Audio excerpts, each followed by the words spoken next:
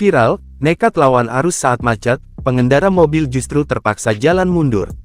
Beredar sebuah video yang memperlihatkan sebuah mobil digiring berjalan mundur oleh seorang polisi.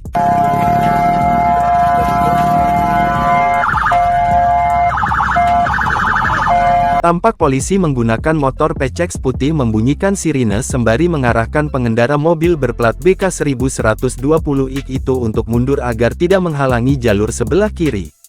Ia pun dengan perlahan memundurkan mobilnya itu. Tampak kondisi lalu lintas saat itu cukup macet.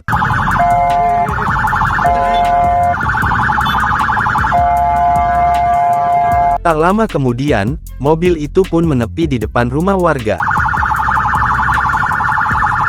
Video itu diunggah oleh akun @memometsen pada Kamis tanggal 27 April tahun 2023. Peristiwa itu pun sontak menjadi viral dan telah disukai oleh 861 pengguna Instagram. Tidak dijelaskan di mana dan kapan peristiwa itu terjadi.